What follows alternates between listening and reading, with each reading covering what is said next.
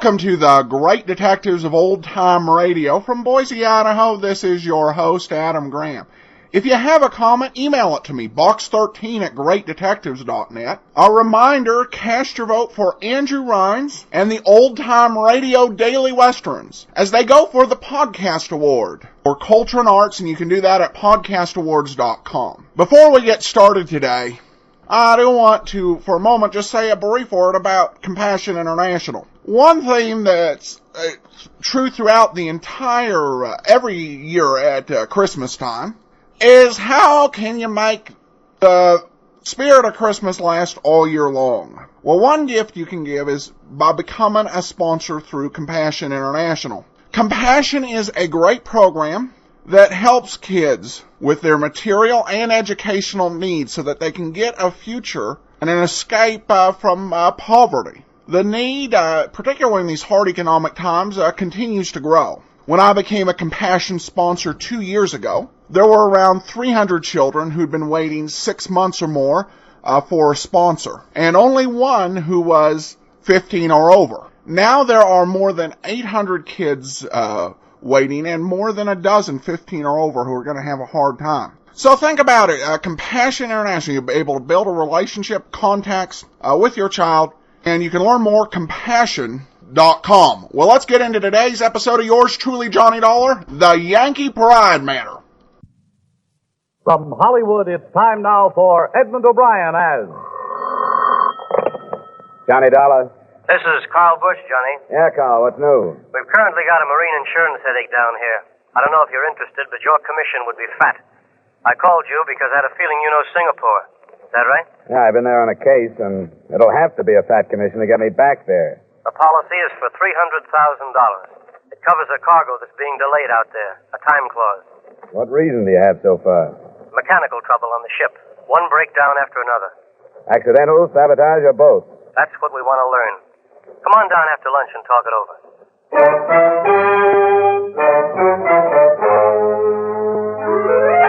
Edmund O'Brien in another adventure of the man with the action-packed expense account.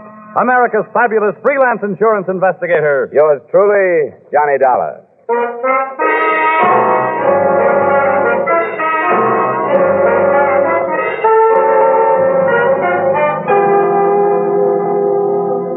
Expense account submitted by Special Investigator Johnny Dollar to Tri-State Insurance Company, Hartford, Connecticut. The following is an accounting of expenditures during my investigation of the Yankee Pride matter. Expense account item 1, $1.50 cab fare to your office. Maritime insurance is a bad gamble at best, Dollar. Looks like we're on the short end of this one. That I know about. I bet on Notre Dame last Saturday. You aren't alone. This is a cargo of tin bound for a West Coast plant that's under government contract. Armament. Bearings, I think. Oh. Well, that's where that time clause you mentioned fits, huh? Right. They got a deadline, so they insured themselves. The way it stands, if that ship doesn't leave Singapore in a week, we start losing 2% a day on 300,000. You have an office in Singapore? Yes, but we haven't gotten any satisfaction from them. I don't know. That far away, you're out of touch. What's your man's name?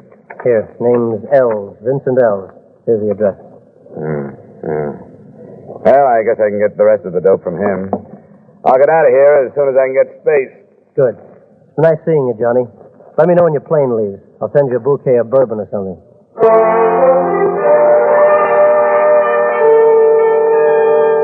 Expense account item 2, $1,280 airfare and incidental expenses between Hartford and Singapore. In the perverse way of shipping airlines, we arrived with one of Malaya's heavy, muggy dawns, coasting in over haze-hidden native villages, the island-studded harbor, and finally settling on the big field.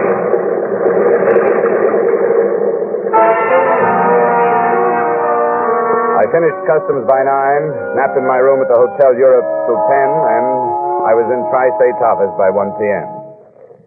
I'm happy to meet you, Mr. Dollar. Sit down. I trust you had a pleasant trip out? Well, it's a little too long to be pleasant, Mr. Els, but those airline people do everything they can. Yes. You've been in the East before? A few times. Now, Then you know that the unexpected is more or less commonplace here. say, what are you driving at?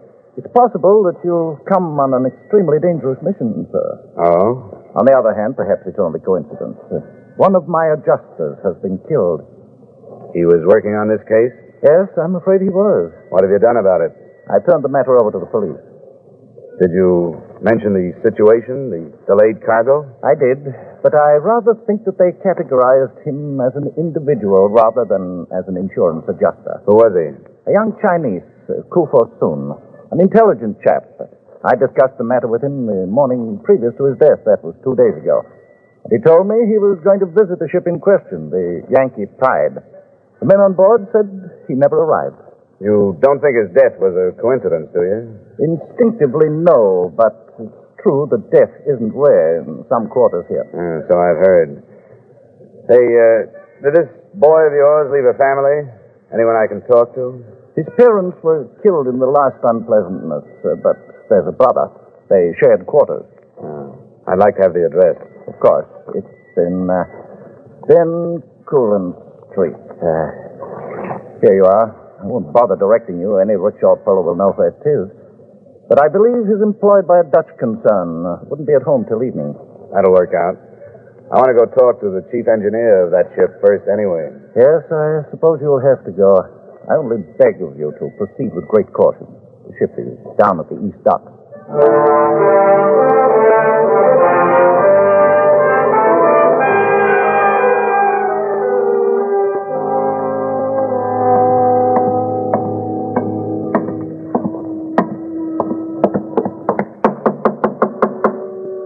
I'm in the sack.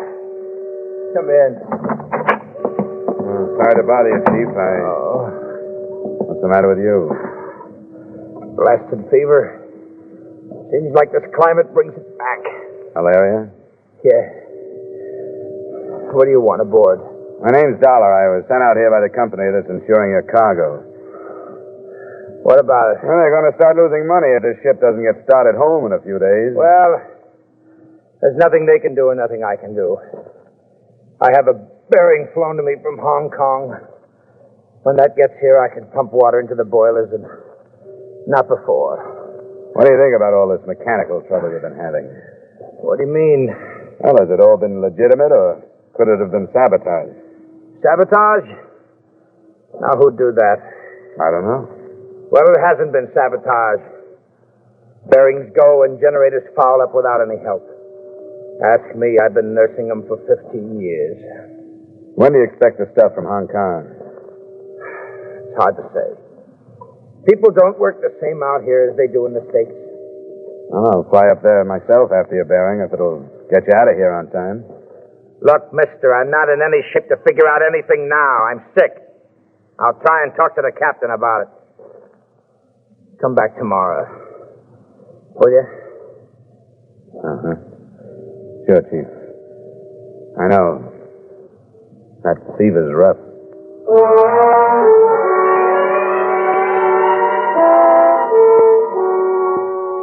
After dinner that night, I rickshawed towards the address of the dead Chinese adjuster.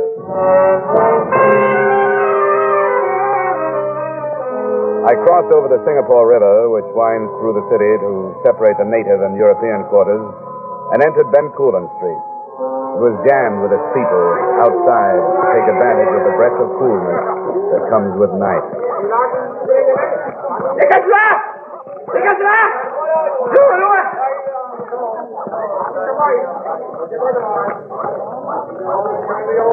Well, here's one. Good. Which door? I point. Good. You go some other big point. I wait. All right, you wait. Here you are.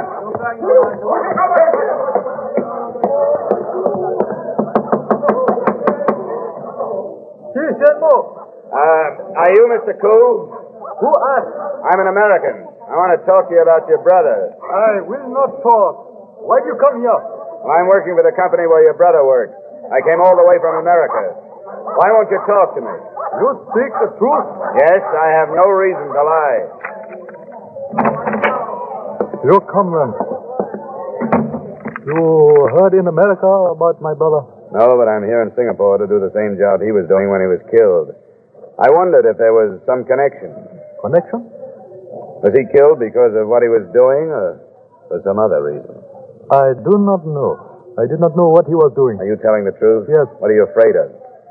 Why did you tell me you wouldn't talk about your brother? I do not want to die. Why would you die? Did someone tell you that you would if you talked about it? Yes. I cannot tell anything because I know nothing. That he will not believe. Who? Come on, you can trust me. I promise you I won't mention a word of it. He who came here before the police. I told him that my brother and I speak of other things, not work. But he made promise that I die if I speak to police. Who was this man? Did you know him? No, I have never seen him. Was he Oriental or Occidental? English. He would do low work, I think. The work of frightening people for some other. Yeah. And you're sure your brother didn't say anything about his work the night or day before he was killed, huh? Anything about a ship named the Yankee Pride? Nothing. I have spent many hours remembering his last words to me. He spoke only of one new thing. A woman. With Fortune, there was always new woman. With this one, he was filled with pride and excitement. She was Malayan. Perhaps she brought him death. The man that threatened you, did he ask you about her? He asked me everything that had been talked of, but I was frightened and did not mention her. Do you know her name or where I can find her? You will keep the secret? Oh, I'll lie about when I got here. I'll tell her I talked to your brother that night before he died. Her name is Randi. There's a place of an Arab in Malabar Street. It is called Billy Parker. That is where he spoke of finding her. All right. I'll see if I can. Please.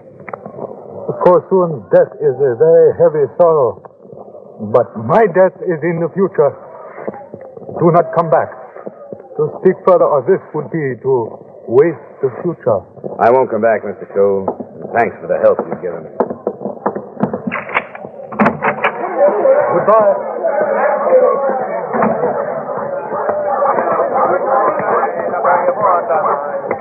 Hey, wait one. You go other place now. Yeah, I go other place. Malabar Street. Billy Parker.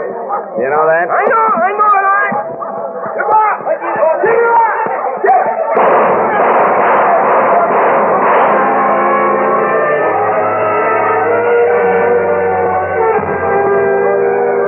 I didn't bother to go back. The crowd surging around the door I'd come out was enough to tell me what had happened. The future that Mr. Koo had been so anxious to protect had just ceased to exist.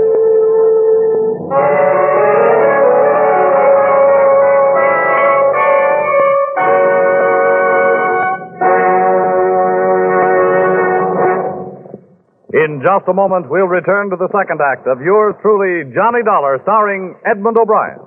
But first, are you ready to sing it again tonight? You'll find a whole hour full of the day's popular music sung by Eugenie Baird, Alan Dale, Bob Howard, and the Riddlers. You'll hear the tuneful riddle songs that lead to Sing It Again's Phantom Voice Treasure Trove. $5,000 in cash and $10,000 more in wonder prizes. Be listening again to Sing It Again tonight when it comes your way on most of these same CBS stations. The Phantom's a puzzler, but some CBS listener will win that $5,000 in cash. And now with our star, Edmund O'Brien, we return you to the second act of yours truly, Johnny Dollar.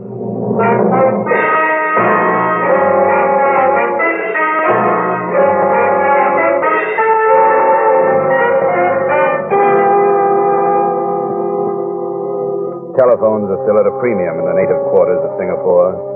I wanted to report what had happened to Vincent Ells and tell him where I was going and why. So I tried to find one, but couldn't. The joint called the Billy Parker was a mixture of nationalities, languages, and tobacco smoke. I spotted two Occidentals as I went in. They ignored me, so I ignored them and elbowed a place at the bar. Hello, boss. What do you drink? Any scotch? Oh, yes, sir. That's good scotch. I'll take one. Don't mix it. Hey, I'm looking for a girl named Rondi. She here tonight? Rondi? You go table. She serve you, boss. You pay her. Right. Rondi! Come quick.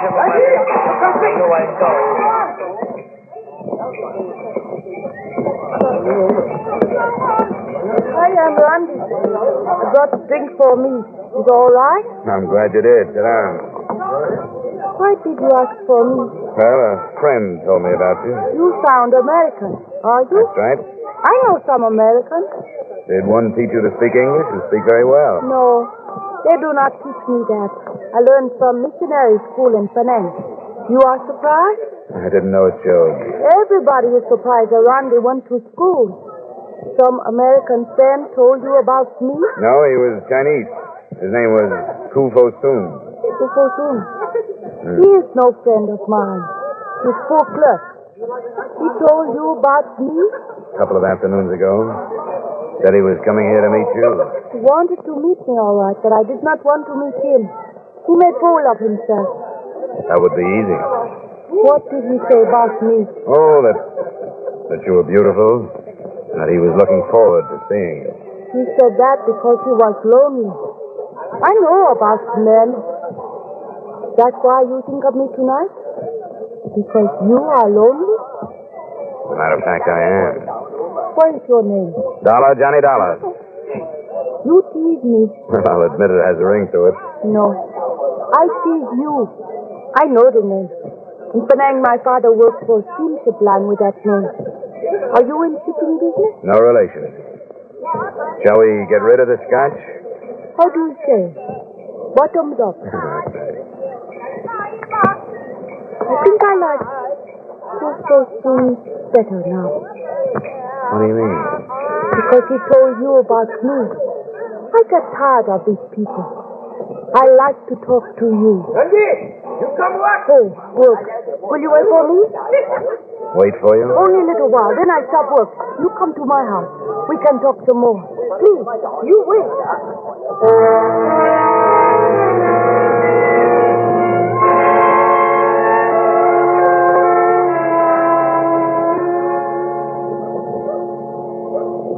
Rondi, are you lying to me, or don't you really know that Kufu Soon is dead?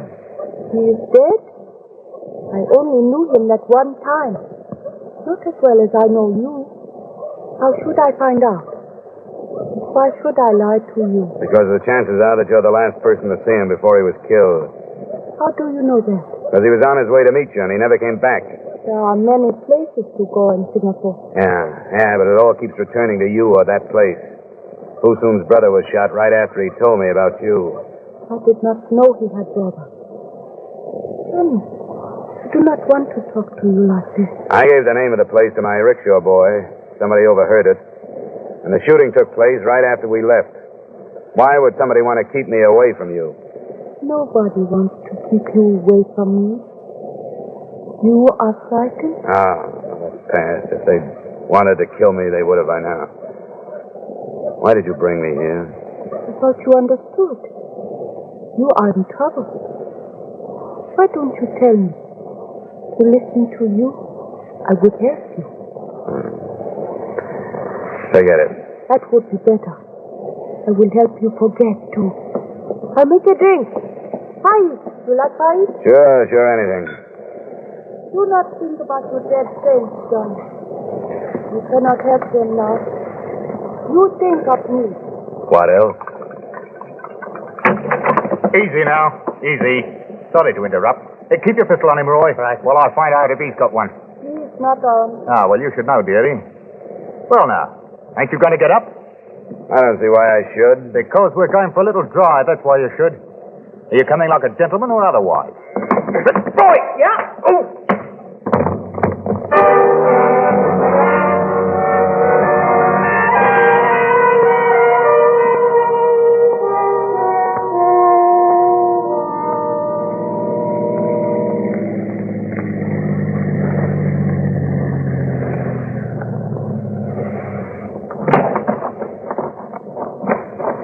Dollar.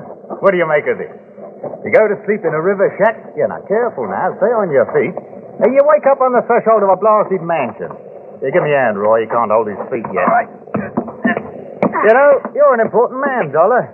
But don't get big-headed. There's them that's more important.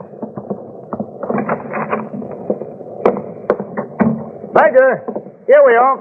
I'm in the library. Come along. Right you are. Go on, straight ahead. What on earth have you done to him? He was quite violent, sir. Here, help him to the chair. I'd hoped this wouldn't happen, Mr. Dollar. Let me look at you. Don't bother. You'll get a foot in the face if you get close enough. I promise you that. Oh, I see. It's obvious that you fancy yourself a difficult man to deal with. But let me share a simple truth. You will accomplish nothing here until I allow you to. Those are strong words. I have the power to support them. I know all about you, why you're here. My chief engineer will see that the Yankee pride does not move until I give the word. And when will that be? When I am ready to leave for Mexico. You're crazy. That ship isn't going to Mexico. Oh, yes, it is, Mr. Dollar. Because I have paid well for passage there. You don't buy ship's articles. The Yankee pride says she's going to San Francisco. One can buy anything with sufficient funds. The simplest are the petty official signatures needed to make these changes. You'd be amazed at how easily eyes are blinded and ears deafened. You don't agree with me? Up to a point. I understand. You think that I brought you here for the purpose of bargaining with you? There's no need for that. Why am I here? Because I enjoy my power.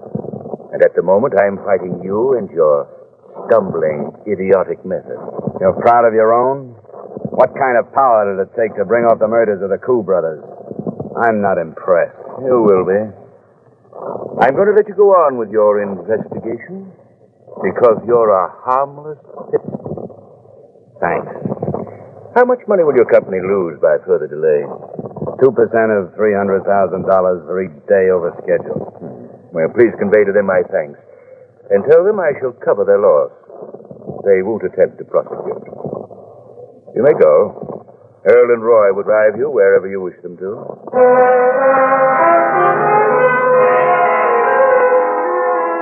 I retreated to my hotel room. But I knew one thing about him and thought I knew something else. His name, as spotted on an envelope on the way out, seemed to be Major Ralph Dixon, and I had a strong feeling that his weakness was his strength and vice versa. The man was power mad. In spite of my exhaustion, frustration didn't let me sleep too well through the rest of the night.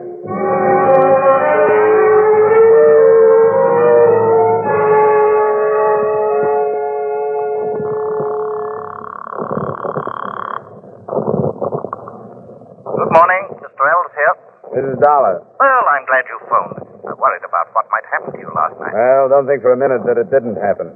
What do you know about a Major Ralph Dixon? Ralph Dixon? Yeah. Why, nothing. Who is he? Well, he boasts that he's the man behind our trouble. He's crazy, and I really mean that. Oh? He claims that he's bribed everybody concerned with the Yankee Pride sailing, including port officials. Mr. Dollar, you sound serious. I believe him. Look, you have better entree here than I have. Would you see that you can learn something about the ship's papers being changed to include a Mexican port? Oh, there was no Mexican port, I know that. Well, he says there is. And see what you can learn about his visas and passport. And you might even check customs. He's holding the sailing up for something. I say, what are you going to be doing? Well, I'll start at the other end. I know my way around the bottom.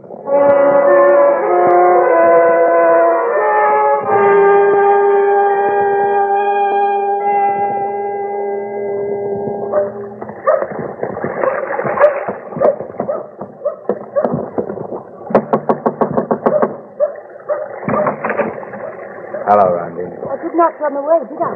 I knew you would come back here. You aren't afraid of me, but you will be. Right now, you're afraid of the Major, and I don't blame you. 2 men were killed to keep you and the rest of us pawns afraid. Yes, I'm afraid of him. Many people are. You and 1 or 2 others are going to have to protect him by taking the blame for those 2 murders. You know that, don't you? That there would be no trouble. That was before I came to town. I say there is going to be trouble. Because I'm going to turn you in. And the Major is so powerful that nobody will believe you when you tell the truth. You will pay for it all. I believe that. Well, don't you want to help yourself if you can? Why? You know his power. Not like you do, and I don't want to. I think he's crazy. And if I have to, I'll kill him. What can I do? Tell me what's behind it. Gold. From an inland sultanate who's afraid of invasion. They send their gold out when they can. The Major is making the arrangements. How much, do you know? I've only heard almost 100 million. American standard? Yes, America. There's been delayed in its journey here. What can we do against power like that, Johnny? If we can get high enough, we'll break them. The man I'm working with on this is checking every official the major claims to have paid off. How do you know that? What do you mean by that? You are speaking of Mr. Ayres? That's right. He is only a human being. He is as greedy as any of us. I do not think he is asking questions. He's been bought too, huh? Yes. You, the captain, the engineer, officials, Els. You too, Johnny. If you were wise, Did they tell you to say that? it doesn't matter. Yes, they did. They told me to warn you. I'm glad to hear that. Why should you be glad? Because it means he's afraid of me. What else were you supposed to tell me? Only about Mr. Ayres. Yeah. Mr. Els is as good a place to start as any.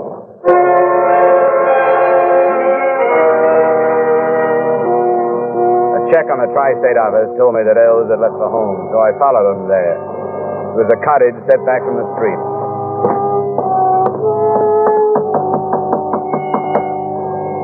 No one answered my knock.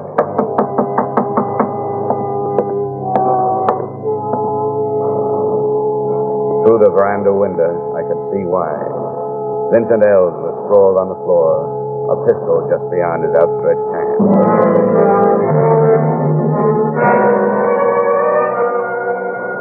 On the way to Major Dixon's, I stopped at my hotel long enough to get an automatic out of my luggage.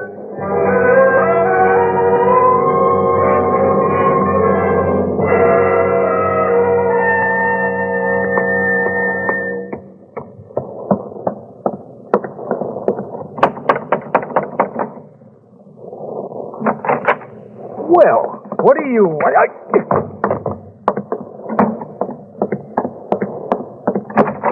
What's the meaning of this? I just left Vincent Els' house. Oh, yes. I've been advised that the poor man took his own life. Perhaps you can profit from his act. I think I can. What happened? Did he turn on you? Let us say that he didn't appreciate his position with me. He miscalculated my strength. Naturally learned there was nothing left for him to live for. How have you fared? I've done all right. I've finally realized that there's only one way to stop you. Oh? And what is that? To kill you. Have you thought of that? See here, I'm a man of influence.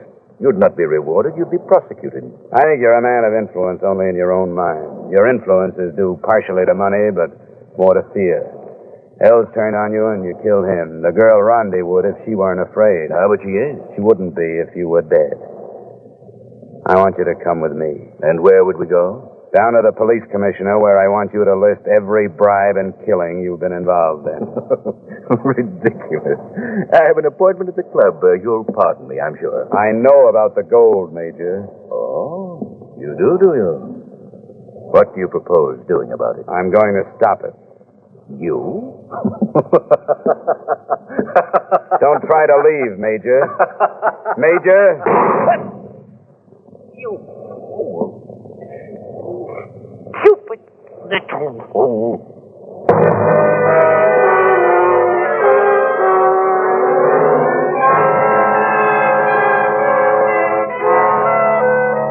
I didn't kill him. As it turned out, I didn't have to. Police investigation of the shooting brought out all the truth. The gold was confiscated when it arrived, and after 3 days of questioning, I was released. Remarks? You may lose 2 days on the Yankee Pride schedule, but to balance that, you also lost Mr. Els, an agent you can do without. Expense account item 4, $300 miscellaneous. Expense account item 5, same as item 2. Expense account total, $2,686. Yours truly, Johnny Dollar.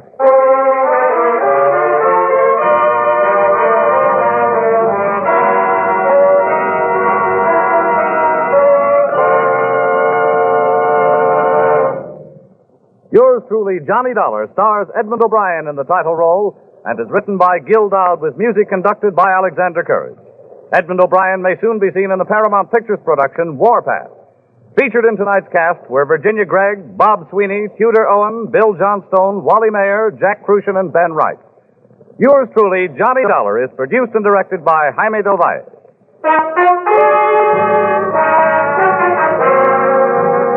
This is Bob Stevenson inviting you to join us next week at this time when we'll again bring you Edmund O'Brien as Yours truly, Johnny Dollar.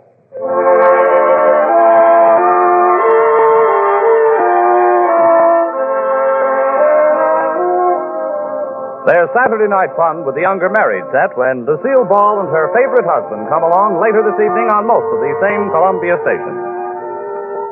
Now stay tuned for Vaughn Monroe's Caravan, which follows immediately on most of these same CBS stations. This is CBS, where Hopalong Cassidy rides every Saturday night on the Columbia Broadcasting System.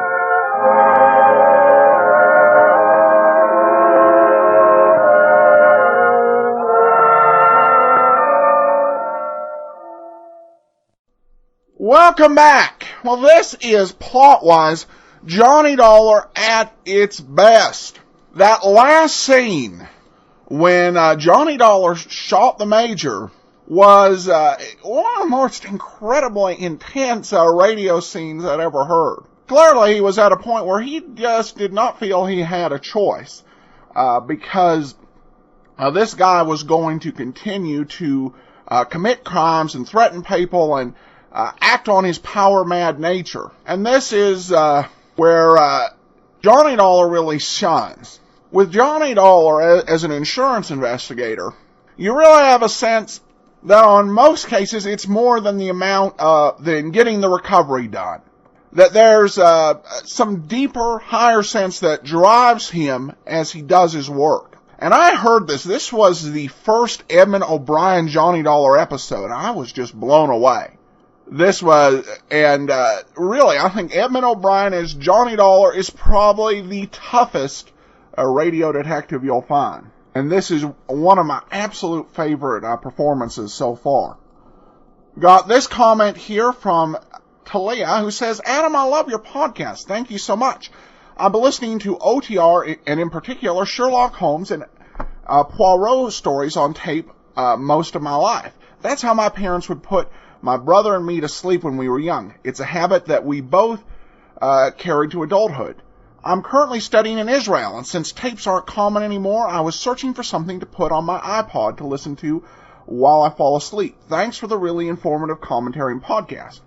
I used to be Sherlock Holmes Agatha Christie purist, but I've started listening to Let George Do It, The Shadow, and Thin Man. Anyway, could you find some of the old Agatha Christies? Well, thanks so much. And I actually went ahead and sent her a link to the old-time radio Poirot mysteries, which we'll play in about a year, a little more, after we do Candy Matson. Agatha Christie had other stories that were made for radio, some of which we'll do. For example, the murder of Roger Ackroyd was done by the Campbell Playhouse. And another Poirot story, the tragedy of Marsden Manor, was done on Murder Clinic. And these we'll both get to. There were some other stories that were not, that were Agatha Christie stories, were not really detective stories, at least not the way they made them to radio. For example, the Poirot novel, The ABC Murders, was actually adapted for radio without Poirot. And there were several of her short stories, Witness for the Prosecution, and Where There's a Will, that were adapted on Suspense. I do have a comment here from Dewey, who said, I just recently found your Great Detectives of Old Time Radio and Old Time Dragnet podcast on iTunes. Just finished listening to episode 28 and 4/7/2007, respectively. Thank you for making these available in one convenient location, and congratulations on getting sponsorship. My only complaint, and this is beginning to really grate on the old terms, listening to you and through intros and conclusions. I'm really hoping that maybe you've started actually writing down what you want to say, so listeners don't happen to listen to you stammer, oh yeah, and one more thing your way to the actual program. Well, that always worked for Columbo. Anyway, I would think sponsors would be more willing to come on board if it sounded more professional as well. Otherwise, I really do appreciate your effort in preserving these great radio shows of the past. Well, I hope over the course of 270 episodes, I've gotten a little bit better at this. But as a general rule, sponsorships more depend on the demographics than they do the professionalism of the presentation. There are shows laced with profanity that get podcast sponsorships.